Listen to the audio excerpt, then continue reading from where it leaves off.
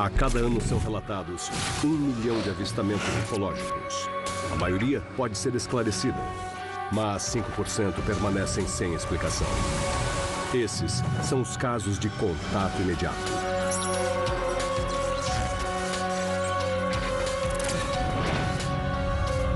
Contatos imediatos.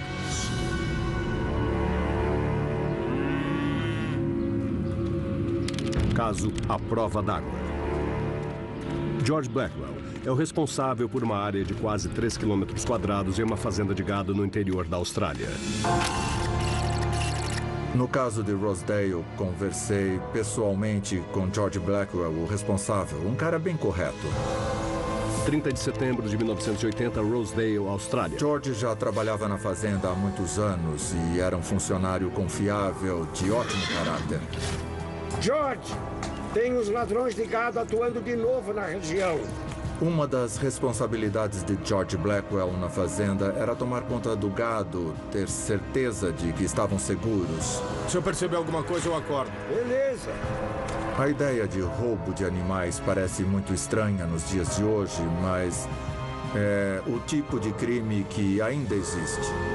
Na Austrália, ladrões modernos usam alta tecnologia para roubar gado, desde caminhões a aviões de carga. Não tinham roubado nenhum animal da fazenda, mas o responsável tinha que estar ciente e de olho em qualquer situação. Tinha que resolver qualquer problema que pudesse acontecer numa determinada noite.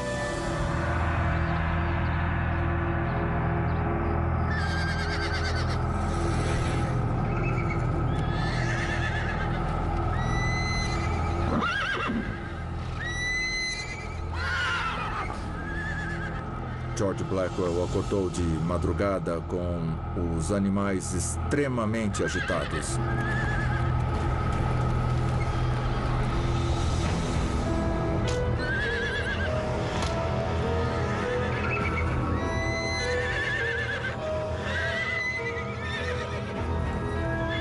Blackwell vê que a égua premiada está muito assustada. Os animais são mais sensíveis ao ambiente do que os seres humanos. Não é de se estranhar que sejam capazes de perceber sons agudos e campos eletromagnéticos.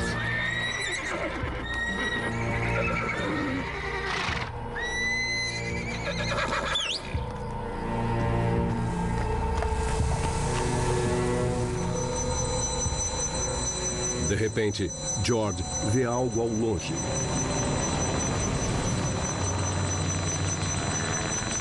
Ele percebeu logo de cara um objeto muito estranho em formato de disco que estava voando bem baixo.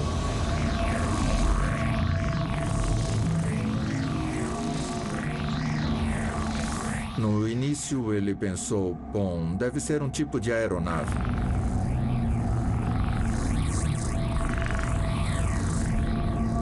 Aí ele viu que o objeto estava descendo numa área cercada.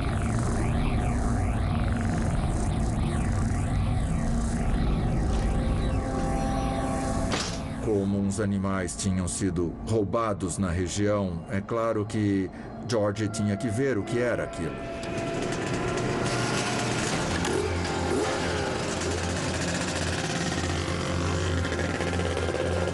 Ele percebeu que o objeto estava atravessando a fazenda e ele percebeu que se continuasse na mesma direção ia acabar colidindo num reservatório de água de quase 40 mil litros. O objeto que ele estava vendo não parecia nenhum tipo de aeronave convencional que ele conhecesse. Os animais da fazenda estavam extremamente agitados. George sabia que só pegando a moto e seguindo o trajeto do objeto é que ia poder entender o que realmente estava acontecendo naquele local. Blackwell chega a determinado ponto e faz uma descoberta alarmante. Ele viu uma vaca visivelmente desesperada. Espumando pela boca, ela queria sair dali.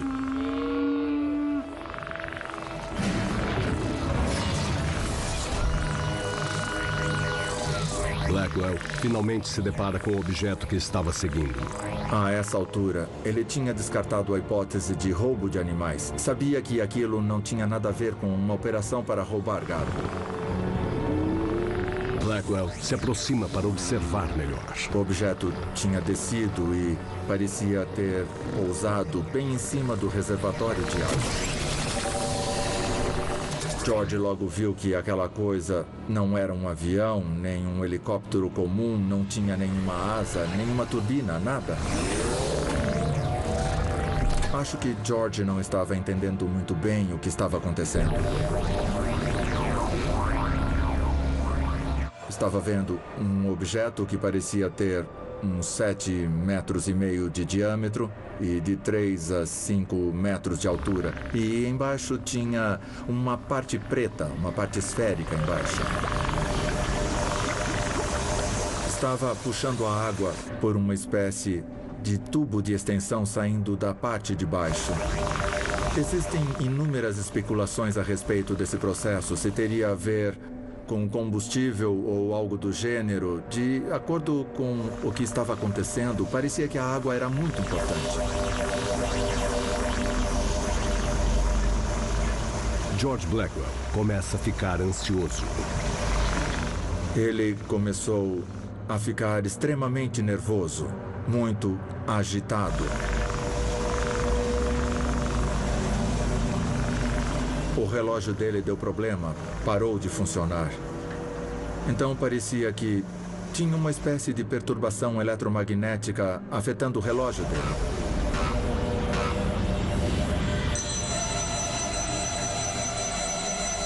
De repente, o objeto emite um som muito agudo. O fato de o objeto conseguir emitir aquele som e provocar um tremor, com certeza faria qualquer um tremer também.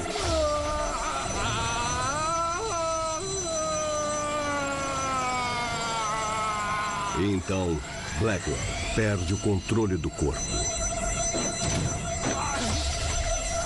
A sensação no momento é que ele tinha virado gelatina. Ele literalmente perdeu quase toda a capacidade física dos músculos. É claro que tinha alguma coisa acontecendo, não só num nível psicológico, fisiológico também. O objeto estava provocando uma reação física nele.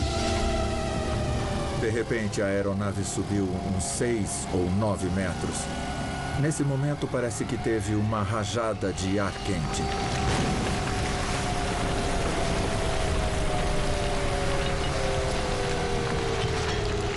Conforme o objeto se afasta do reservatório, vai liberando resíduos.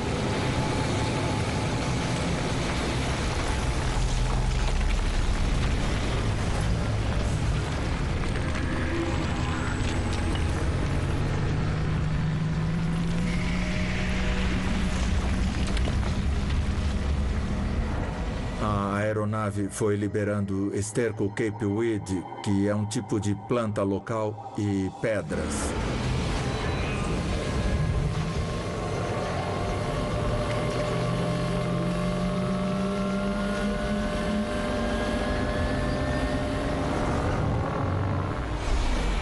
Ela saiu voando para longe e continuou até sumir de vista. E o coitado do George ficou lá pasmo, parado no escuro, tentando processar aquela cena extraordinária que tinha presenciado.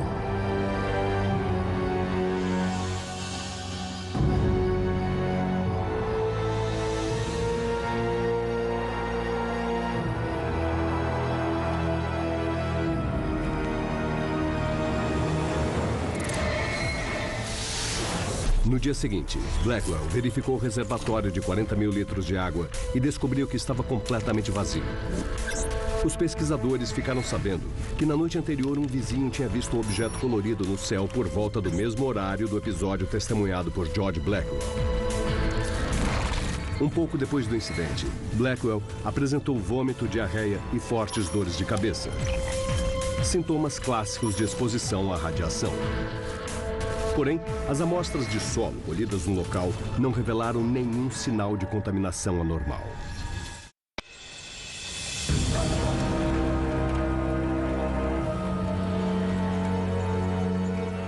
Caso Conexão Francesa.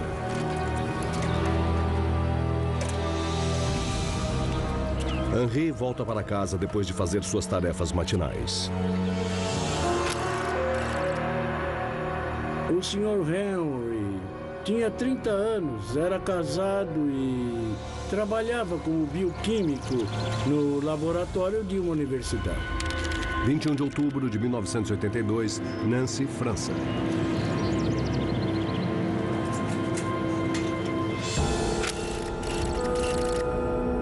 Henri morava numa área mais afastada de Nancy. Basicamente era um lugar com ruas cheias de casas. Nancy é uma cidade de porte médio no leste da França, com cerca de 150 mil habitantes.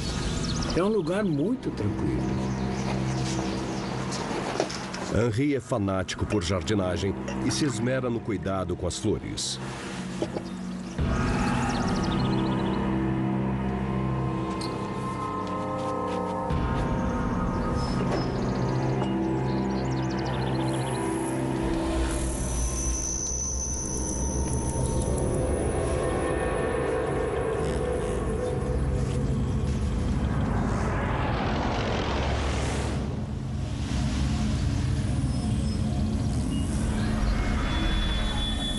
De repente, ele viu um objeto no céu que achou que fosse um avião. Era bem brilhante e ele tinha um bom ângulo de visão. Embora o avião fizesse um barulho estranho, Henri volta sua atenção para o jardim e suas flores premiadas.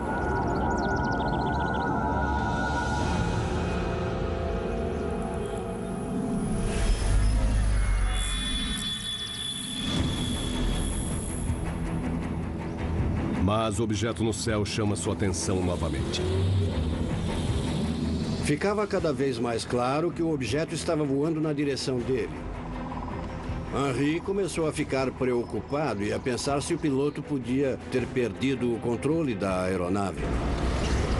Conforme o objeto foi se aproximando, ele viu que não era um avião.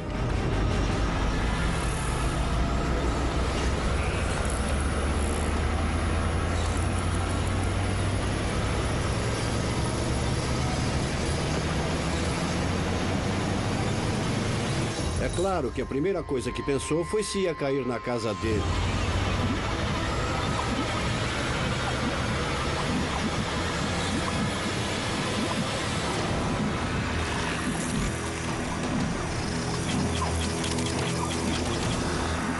O objeto ficou pairando a mais ou menos 1 metro do chão.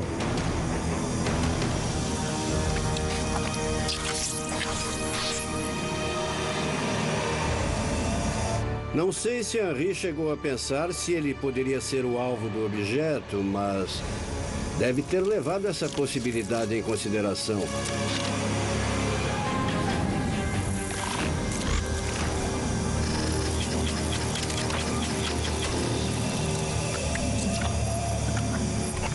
Depois de alguns minutos, a mente científica de Henri entra em ação. Ele começou a ficar curioso e queria entender o que exatamente era aquela coisa que estava vendo.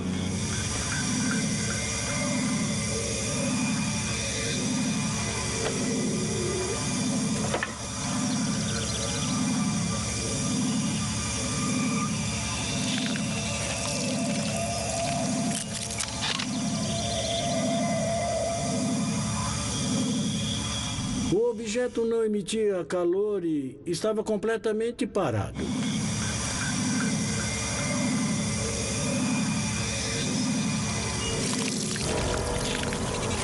Henri começou a observar o objeto de vários ângulos diferentes.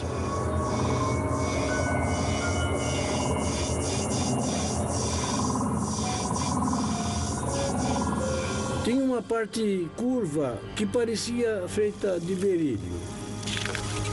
O berílio é um metal usado em usinas nucleares. É um elemento muito especial.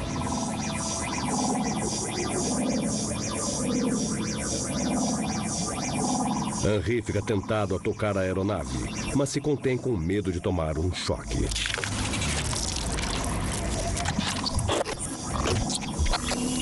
Era uma cena incrível e totalmente estranha.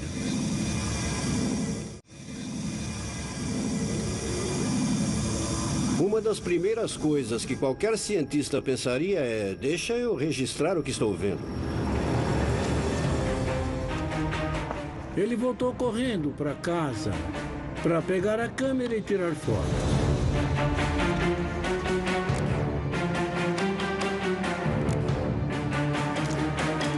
Na primeira tentativa de tirar uma foto, a câmera travou.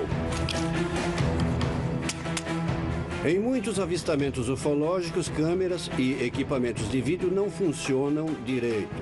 A gente acha que isso se deve a algum tipo de estímulo ou de campo eletromagnético. Mas no caso do Henry, a gente sabe que ele tinha uma câmera comum que vira e mexe e dava problema. Então é mais provável que não tenha funcionado por causa de um defeito próprio mesmo.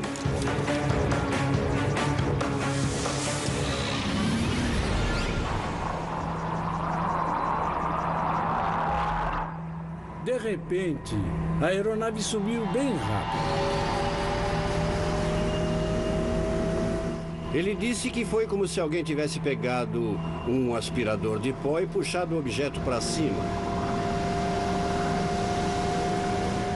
A aeronave foi embora de repente e aí só ficou uma luz clara bem longe no céu.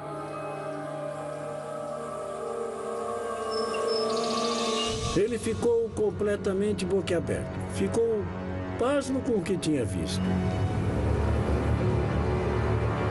Os sistemas de propulsão que a gente conhece teriam deixado um rastro ou algum tipo de marca no chão, teriam até danificado o solo.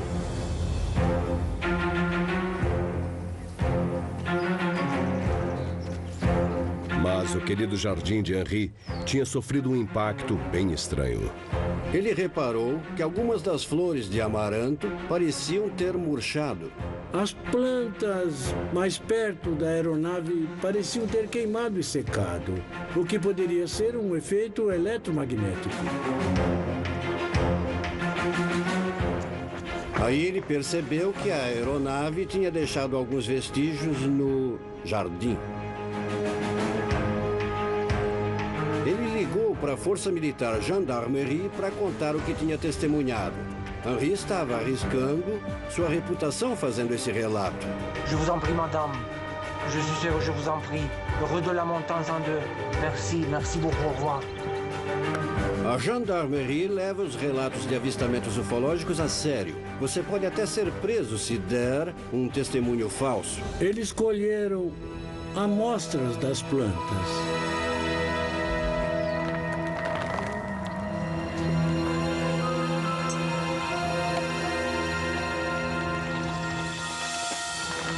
Qu'est-ce qui s'est passé après ça, monsieur Laurent? Bon, je vous dis, je travaillais ici, dans mon jardin comme d'habitude, et tout à coup, ces trucs descendaient dans mon jardin ici. Também colheram amostras de vários pontos próximos de onde a aeronave tinha Et descido. vous voyez les fleurs, ils sont tous brûlés, tous les fleurs sont brûlées là. Il a disparu, la partie, il a tiré vers le ciel, juste vers là, vers le ciel. Il a tiré très rapidement et a disparu. Il a disparu, juste comme ça, tout à coup. Tout s'est passé tout à coup. Há pouquíssimos casos em que uma testemunha tenha chegado a 1 metro de um objeto desse tipo. Então esse caso é um dos mais impressionantes na história dos estudos ufológicos. As amostras de plantas se tornaram foco da investigação.